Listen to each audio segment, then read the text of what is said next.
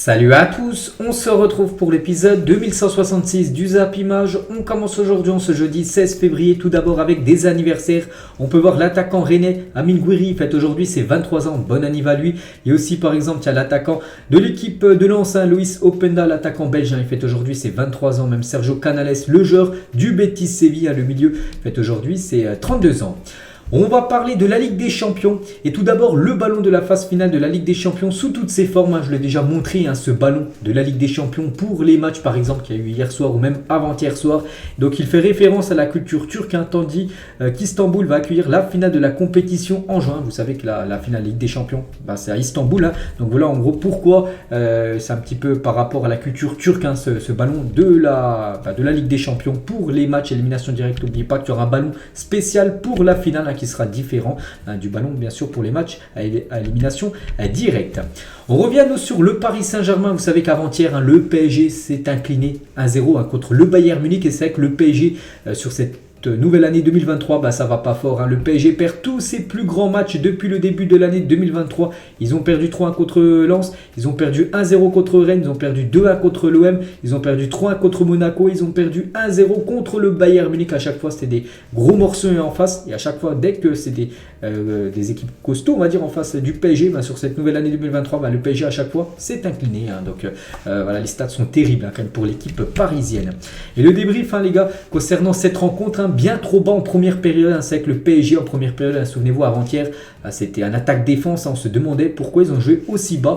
Donc moyenne, là on peut voir deux tableaux. Donc le tableau de gauche, moyenne de la hauteur du bloc parisien en première période où le joueur le plus haut c'est Léo Messi, le numéro 30 qui a la ligne du milieu. Mais bon, c'est bien trop bas. Et on peut voir après, en seconde période, la moyenne à peu près. Donc on peut voir qu'il y avait pas mal de joueurs cette fois-ci du Paris Saint-Germain qui étaient dans le camp de l'équipe du Bayern Munich, donc bien plus de joueurs. Donc après il y a plus de points côté droit que côté gauche et par rapport aussi en rentrant, ceux qui sont rentrés en cours de jeu.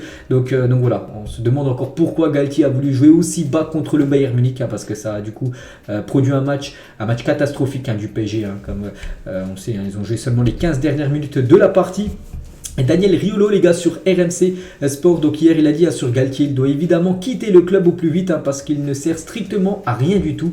On n'avait pas vu une tactique comme ça en Coupe d'Europe depuis les années 2000 de défendre autant, voilà comme ça. C'est vrai que c'est le schéma, c'est Galtier qui a voulu ça, c'est que il était vraiment très attendu en Ligue des Champions. Puis pour l'instant ça a floppé totalement la méthode de Christophe Galtier lors de ce 8e aller. Après il reste le 8e retour pour essayer de se ressaisir, mais vu ce qu'a montré le PSG hier, ça fait peur avant le match retour semaine prochaine. Et toujours avec Daniel Riolo, toujours sur Galtier, il a également dit qui sert strictement à rien, et parce qu'il est aussi mangé par le statut des joueurs, par les stars qu'il est obligé de faire jouer mais qui ne sont pas du tout au haut niveau. C'est vrai qu'il est obligé de faire jouer des joueurs stars.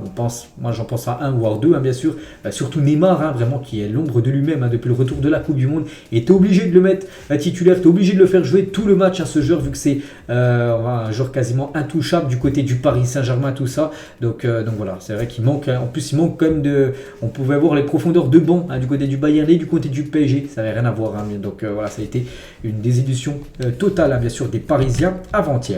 Nagelsmann, les gars, en conférence de presse, il avait dit nous aurions pu jouer plus directement vers le but et créer plus.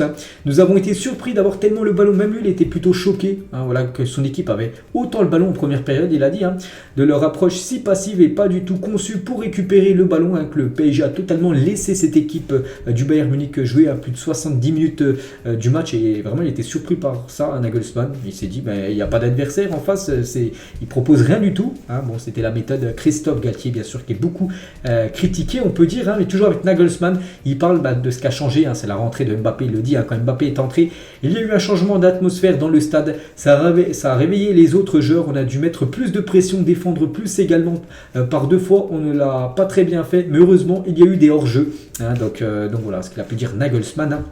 Donc lui aussi critiqué, les gars, Nagelsmann, par exemple cette personne sur Twitter, donc il a dit avec sa prestation de ce soir, donc le PSG aurait pris au moins 5 buts avec l'air Hansi Flick, l'ancien coach du Bayern. Donc tous les joueurs du Bayern, absolument tous, ont grandement perdu en qualité de jeu en 2 ans. Donc Nagelsmann, il conduit une F1 avec des connaissances de karting. Donc c'est vrai que Nagelsmann, on a l'impression que c'est un grand coach parce qu'il coach quand même l'équipe du Bayern. Donc même moi, je pense, si je suis coach du Bayern, il y a des schémas, peut-être tout ça tactique que je connais pas par rapport à un coach expérimenté, mais peut-être en Bundesliga, il serait quand même premier, même si j'ai quasiment aucune connaissance en tant que coach. Il dit en gros que Nagelsmann, avec le Bayern, ils ont perdu énormément par rapport au Bayern d'Hansi Flick, qui était beaucoup plus performant à l'époque. En gros, ce qui veut dire, c'est que le Bayern d'Hansi Flick, ils auraient mis au moins 5-0 au PSG avant-hier. Donc voilà, concernant le coach maintenant, Nagelsmann. On peut voir le programme du jour aujourd'hui. Il y a de la Coupe d'Europe. N'oublie pas, c'est les 16e de finale, c'est pas les 8e, c'est les 16e de finale. Donc voilà les 8 affiches des 16e de finale. Tout d'abord de la Ligue Europa avec quelques clubs français. Donc Nantes ira défier l'équipe de la Juventus ce soir à 21h. Monaco ira défier l'équipe du Bayer Leverkusen également ce soir à 21h. Et Rennes à 18h45 aujourd'hui ira défier l'équipe du Shakhtar. Donc ce qui veut dire que Rennes, Nantes et Monaco recevront la semaine prochaine au match retour pour se qualifier pour les 8e. Il y a bien sûr une grosse affiche. Le Barça contre Manchester United, on va en parler là dans quelques instants. Et il y a aussi de la Ligue Europa Conférence, et c'est également les 16e de finale. Donc là, il n'y a pas d'équipe française, vu qu'il y a seulement Nice qui est qualifié. Eux sont déjà en 8e de finale. Là, c'est des 16e de finale.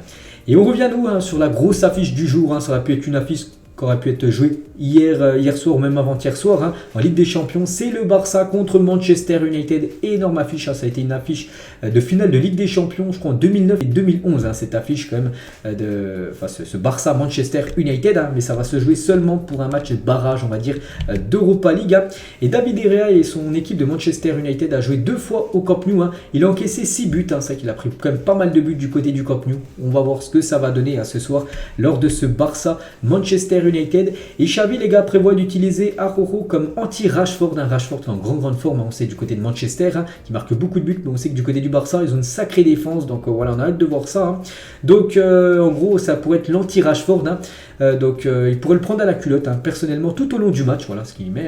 Donc comme il l'a fait avec Vini Junior lors de la Super Coupe d'Espagne, on se souvient, cela signifie pas qu'Araujo sera l'arrière droit, car Rashford peut être aussi déployé dans une autre position. Donc on verra en gros, Araujo sera positionné par rapport au placement de Marcus Rashford ce soir. Donc si Marcus Rashford commence ailier gauche, il commencera défenseur droit.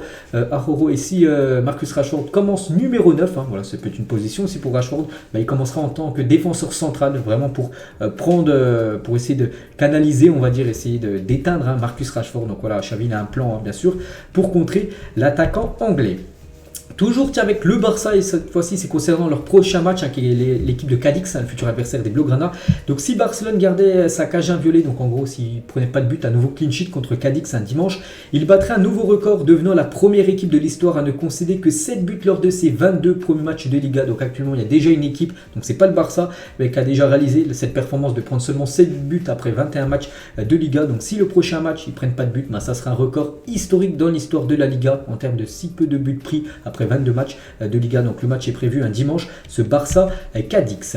Et toujours avec le Barça et Xavi, donc les entraîneurs du Barça ayant remporté le plus de points après leurs 47 premiers matchs de Liga. Donc Xavi classé quand même deuxième. Donc seulement il y a Luis Enrique qui a pris plus de points après ses 47 premiers matchs du côté du Barça en tant que coach. 115 points pour Luis Enrique et 112 quand même pour Xavi, fait mieux que Valverde ou même Pep Guardiola, 2 points de plus que Pep Guardiola, pour vous montrer bien sûr que Xavi, sa méthode du côté du Barça, ça porte ses fruits, preuve à l'appui.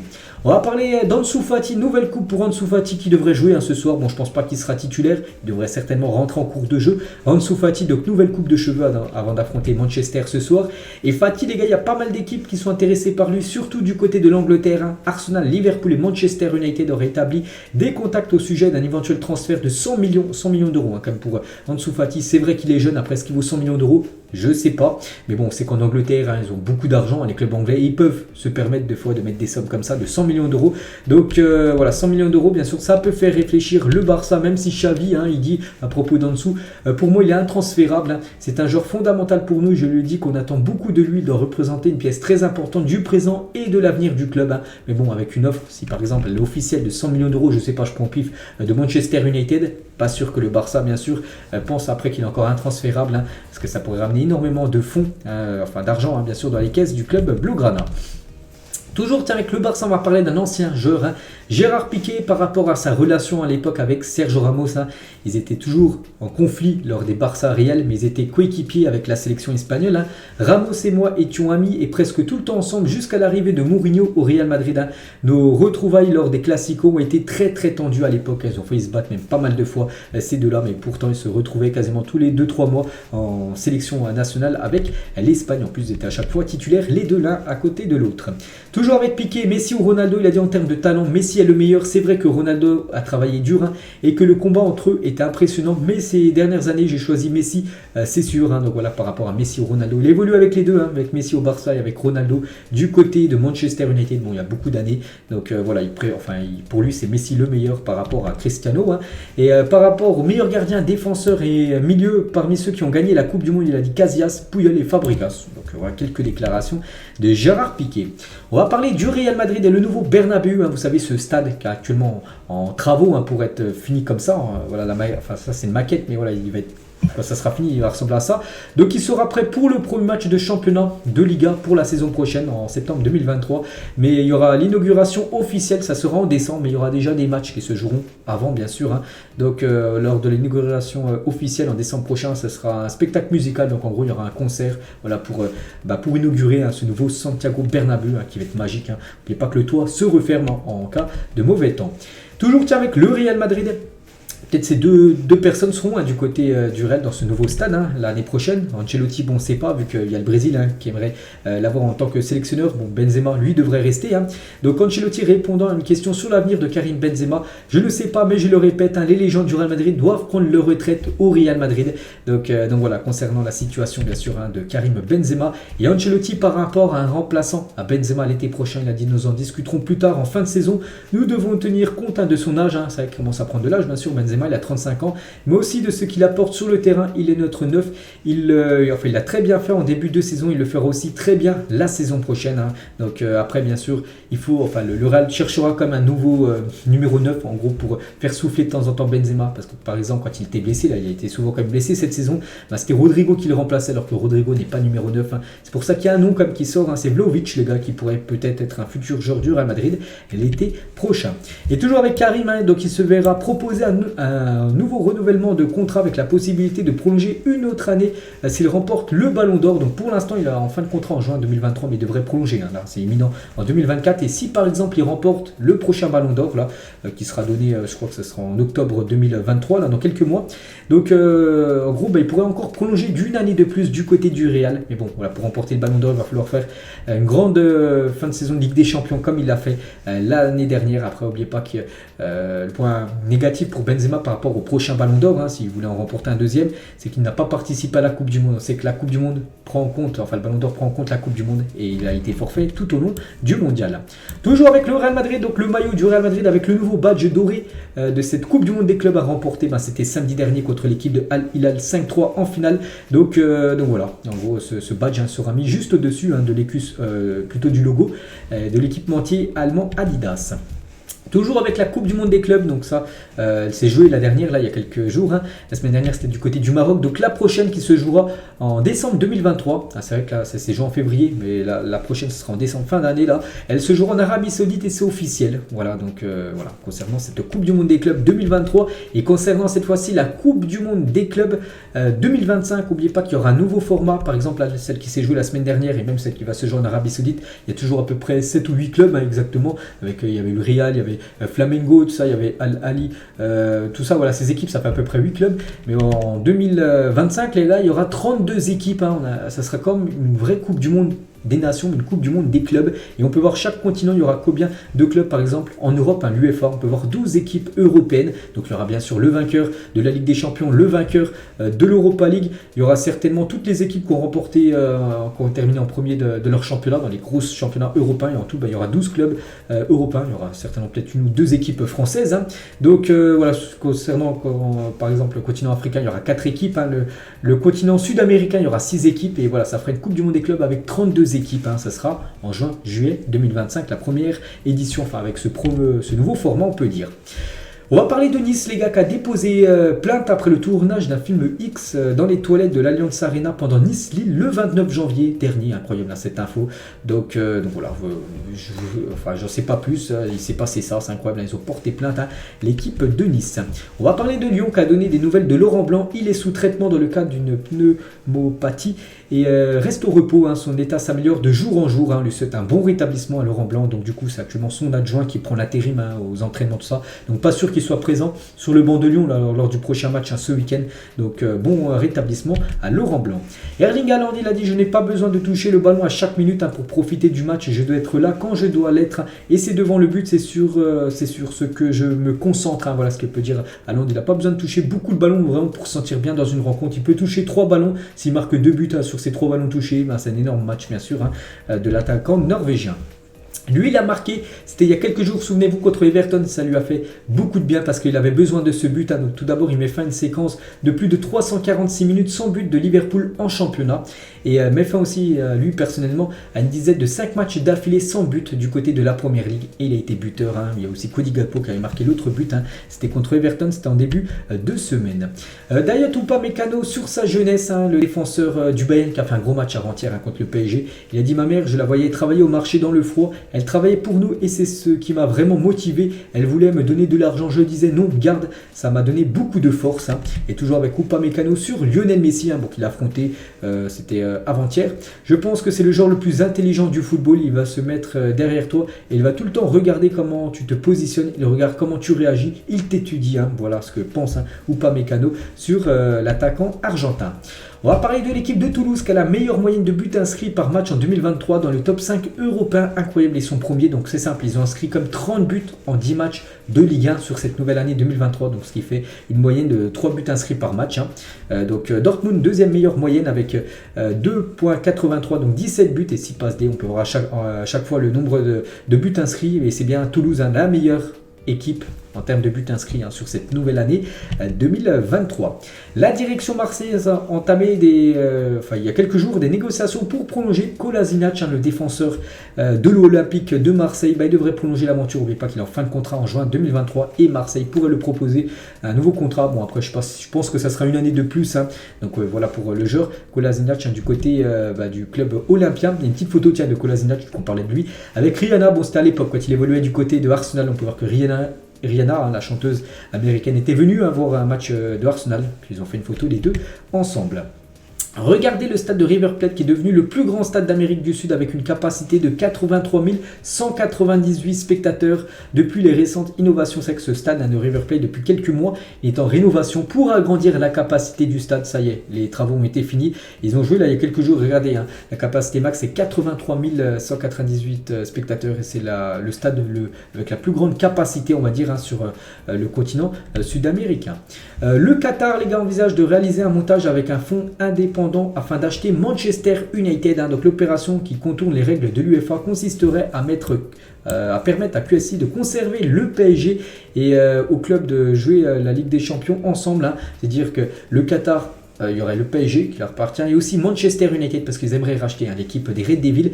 Et n'oubliez pas qu'un propriétaire ne peut pas avoir deux équipes qui évoluent dans la même compétition, donc la Ligue des Champions. Donc c'est pour ça qu'ils aimeraient en gros réaliser un montage avec des fonds indépendants pour que le propriétaire, donc le Qatar, puisse avoir ces deux clubs en plus qui disputent la même compétition, la Ligue des Champions.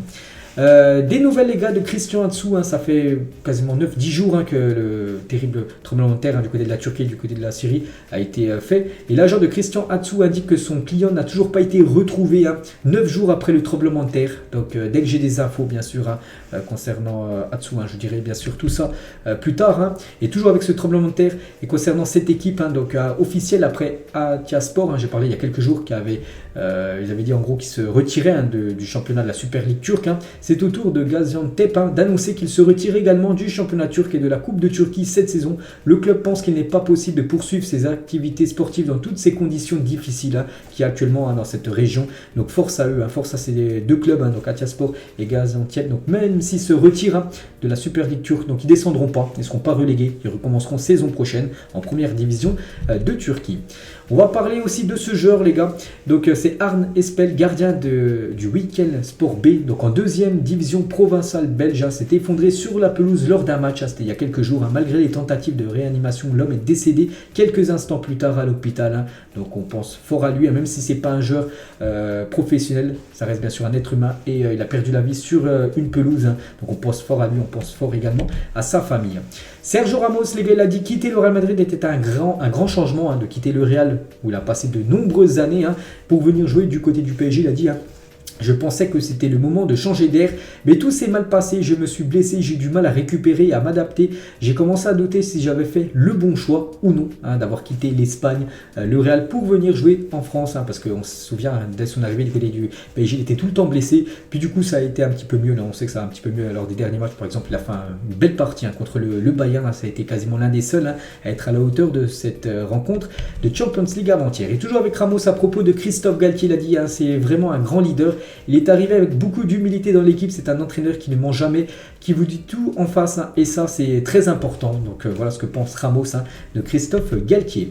On va parler d'un joueur qui a vu du Real Madrid, c'est Dani Carvajal. Saviez-vous concernant ce joueur, donc il a disputé 354 matchs avec le Real Madrid, il a remporté beaucoup de trophées. En moyenne, en gros, il remporte un trophée tous les 17 matchs pendant cette période, en 350 matchs, tous les 17 matchs à peu près, il a remporté un trophée du côté du Real Madrid. C'est incroyable bien sûr ce ratio de matchs joués, trophées remportés pour Dani Carvajal. Baldé, les gars, défenseur gauche du FC Barcelone, il a dit l'adversaire le plus coriace à cause de sa rapidité, c'est Fede Valverde, le joueur du Real Madrid. Le premier match qu'on a joué contre lui au Bernabéu, il m'a fait beaucoup souffrir. Donc voilà, le joueur qui a énormément fait souffrir. Baldé, c'est Federico Valverde. On va parler d'Aminata Diallo, la joueuse française de 27 ans a décidé d'attaquer le PSG au prud'homme en raison de la non-reconduction de son contrat. Elle n'a pas été prolongée par l'équipe du PSG. Elle réclame des dommages et intérêts au club de la capitale. Donc elle a envoyé quand même le club au prud'homme, donc en gros au tribunal, parce que le PSG ne l'a pas prolongé, peut-être par rapport à l'affaire, on sait l'affaire El Diallo avec Amraoui, on sait que ça, on a beaucoup parlé de ça il y a quelques mois, donc voilà, concernant cette ex-joueuse du PSG. Paul Scholes, les gars, sur Garnacho, donc qui jouera ce soir certainement, bien sûr, contre le Barça. Donc Garnacho va devenir un grand footballeur, il a de réelles qualités. Ce que j'aime le plus chez lui, c'est qu'il est direct, il court et va tout le temps dribbler les défenseurs. Il est comme le jeune Cristiano Ronaldo à l'époque, en gros. Paul Scholes, Garnacho, il fait penser à CR7 à l'époque, donc voilà, il peut faire la même carrière que Cristiano Ronaldo, ce serait énorme bien sûr pour le jeune argentin. Les deux meilleurs attaquants africains de l'histoire, point d'interrogation, certainement, donc bien sûr l'immense Didier Drogba et l'immense Samuel Eto'o. Donc oui, je pense que ça doit être les deux meilleurs africains de l'histoire, même s'il y en a eu plein d'autres. C'est que ces deux-là ont été bien sûr énormes lors de leur carrière magnifique. Pour le prochain appel d'offres concernant les droits TV en Serie A, c'est le géant américain Amazon qui est espéré, voilà, concernant la Serie A, les gars. Donc ça pourrait être diffusé maintenant sur Amazon. On sait que la Serie A, je crois qu'actuellement elle est diffusée sur beIN Sport, je crois que c'est sur beIN Sport qu'il y a les matchs de Serie A, et en gros peut-être Amazon Prime, comme il diffuse déjà la Liga, mais pourrait peut-être obtenir les droits de la Serie A.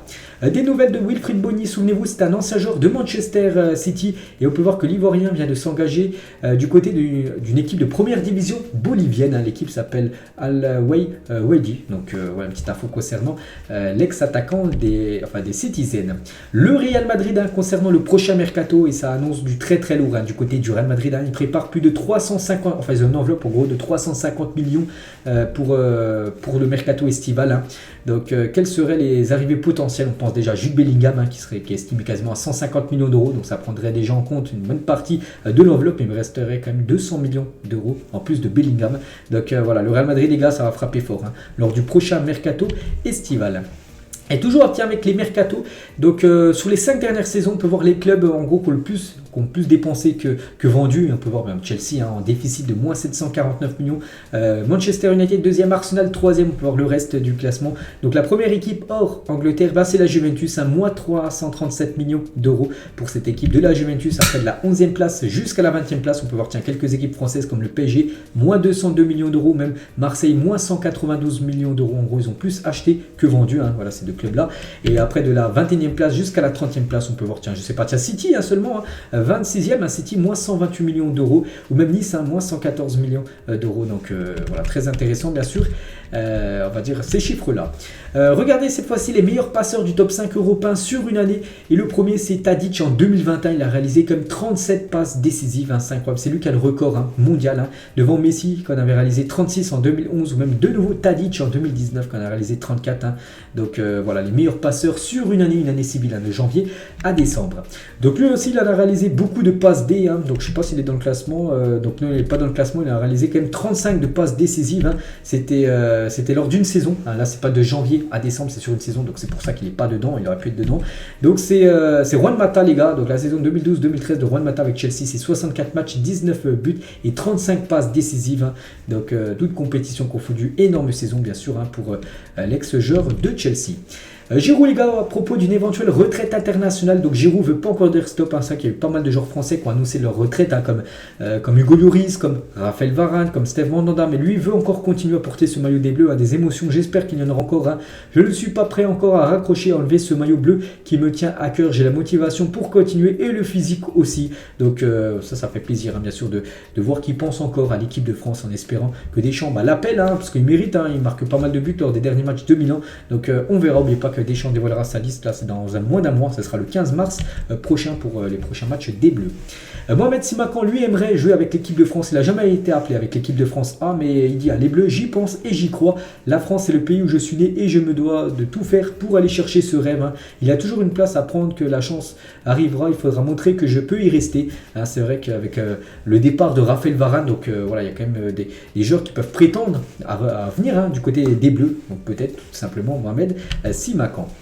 Le Qatar va envoyer dès demain 10 000 conteneurs utilisés lors de la Coupe du Monde pour permettre aux victimes du tremblement de terre en Syrie et en Turquie d'avoir un abri temporaire. Hein, ces conteneurs permettrait de loger les supporters ou encore construire le stade 974, hein, souvenez-vous, hein, c'était lors de la dernière Coupe du Monde, souvenez-vous, hein, ce stade a été tout démoli, hein, donc du coup il devrait être envoyé en Turquie et en Syrie, voilà, pour que ça aide, hein, tout simplement les personnes réfugiées, hein, dans ces deux pays, hein, par rapport au tremblement de terre semaine dernière. On va parler de Manuel Neuer s'expose à une amende qui pourrait s'élever à plus de 1,6 million d'euros de la part du Bayern Munich plutôt, hein. Donc la raison, le joueur a critiqué ses dirigeants dans plusieurs interviews après le licenciement d'un entraîneur des gardiens et il n'a pas du tout apprécié ça, hein, parce que l'entraîneur des gardiens, donc il entraîne bien sûr Neuer, il a été licencié par l'équipe et du coup il a critiqué la direction du Bayern par rapport au licenciement de cet entraîneur des gardiens. Du coup il pourrait prendre quasiment 2 millions d'euros d'amende, hein. Manuel Neuer, hein, toujours en rétablissement, hein, vous savez qu'il s'est blessé au ski il y a quelques mois. L'OM et Villarreal seraient les deux clubs qui suivraient le plus Folarin Balogun, hein, l'attaquant de Reims, hein, qui fait une magnifique saison. N'oubliez pas que ce joueur appartient à Arsenal, hein, donc Arsenal pourrait se décider à vendre l'actuel meilleur buteur de la Ligue 1 cet été afin d'en tirer un bon prix, hein. C'est vrai que s'il continue encore à marquer beaucoup de buts, donc Arsenal sait qu'ils pourront le vendre très très cher, hein. Donc Marseille et Villarreal, hein, aimeraient s'offrir l'attaquant anglais. Regardez, un titre qui pourrait peut-être remporter, hein, Balogun en fin de saison, hein, vu qu'il est très bon, hein. Donc les meilleurs joueurs de Ligue 1 par an depuis l'année 2006. Donc là sur les 3 dernières années, n'oubliez pas, c'est Mbappé, hein, qui a remporté cette édition, même si en 2020 il n'y a pas eu la cérémonie, vu qu'à cause du Covid la cérémonie n'avait pas été faite. En plus le championnat de Ligue 1 n'avait pas été à la fin du compte, hein, souvenez-vous. Bref, il a quand même remporté en 2022, 2021 et 2019, hein, Mbappé. Neymar l'avait remporté en 2018, Cavani en 2017, Lacazette en 2015, Hazard 2 fois en 2011, 2012, hein. Donc voilà, peut-être Balogun peut prétendre à remporter bien sûr ce titre, hein, de meilleur joueur de Ligue 1. Hein, ça sera décerné bien sûr à la fin de la saison. Et tiens, vu qu'on parlait d'Hazard en 2011-2012, hein, il avait terminé meilleur joueur de la Ligue 1, hein, du côté de Lille. Et en 2012, lors du mercato estival, il avait rejoint l'équipe de Chelsea. Et on donnerait beaucoup pour revoir ce Eden Hazard là, hein, ce Eden Hazard du côté de Chelsea, où il était au prime de sa carrière, bien sûr, hein, avant de rejoindre le Real Madrid depuis 2019. Hein, on sait que bien sûr, ça tourne totalement flop, hein, son aventure espagnole. Luisa, les gars, sur Ruud van Nistelrooy et avec Cristiano Ronaldo. Donc Ruud avait un tel ego, hein, vraiment c'était un joueur avec un gros ego, hein, du côté de Manchester à l'époque. Il a dit il voulait toutes les passes, hein, parfois pour le développement de jeunes joueurs comme Ronaldo et Wayne Rooney, c'était difficile à gérer pour Sir Alex Ferguson, le coach, hein. D'ailleurs, Ruud a fait pleurer Ronaldo. Il a des histoires qui se sont terminées par une dispute au moment où le père de Ronaldo est décédé, alors que ce n'était pas le bon moment. Ce genre de choses arrivent, mais je suis sûr que Ruud regrette aujourd'hui certains de ses mots à l'époque, peut-être des mots très forts, hein, qu'il avait par rapport au tout. Parce que lui, c'était le joueur ancien, bien sûr, c'était le joueur avec beaucoup d'expérience, beaucoup de trophées, et les jeunes comme Ronaldo, Wayne Rooney, c'était en tout début de carrière.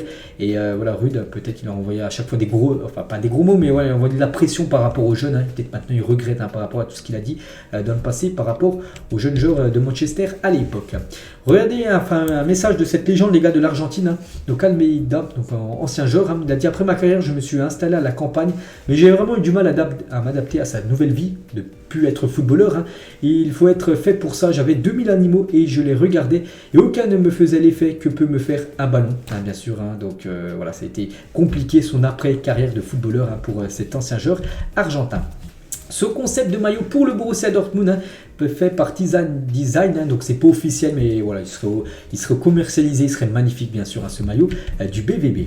Les Ronaldo, donc Cristiano Ronaldo et Ronaldo R9, bien sûr deux joueurs qui ont marqué l'histoire du football. Et concernant Ronaldo, parce qu'actuellement là, vous savez qu'hier et avant-hier, c'est la Ligue des Champions, les meilleurs buteurs de l'histoire en phase élimination directe de Ligue des Champions. N'oubliez pas que c'est toujours CR7 qui en a inscrit 67 de buts lors des matchs importants, matchs aller-retour, même les finales. Donc Messi 49, Lewandowski 30, Benzema 30 et Thomas Müller qui a 26. On va parler de Thomas Müller qui a joué la fin de match contre le PSG avant-hier. Et donc avec 26, c'est le milieu, 5e meilleur buteur en phase élimination directe avec 26 buts, on peut le voir, mais aussi 8e meilleur buteur de l'histoire de la compétition, 53 buts, et 8e meilleur passeur, il marque des buts et il fait aussi pas mal de passes D. Donc phase d'élimination directe avec 13 passes D pour Thomas Müller. Quel Lionel Messi était le plus fort parmi toutes ces versions de Lionel Messi depuis la saison 2005 jusqu'à la saison 2020 quand il est encore joueur du Barça? Donc je pense la meilleure c'est 2011-2012 où il a marqué plus de 91 buts lors de l'année Séville. Je pense que c'était le Messi Prime. Quel 11 était le plus fort parmi ces 3 FC Barcelone? Donc je les ai bien analysés avant. Pour moi c'est le Barça tout en haut avec Thierry Henry, avec Daniel Alves, Léo Messi, Samuel Eto'o, Xavi, Iniesta. Pour moi c'était le plus grand, la meilleure version Barça parmi ces trois là. Bien sûr il faut faire un choix.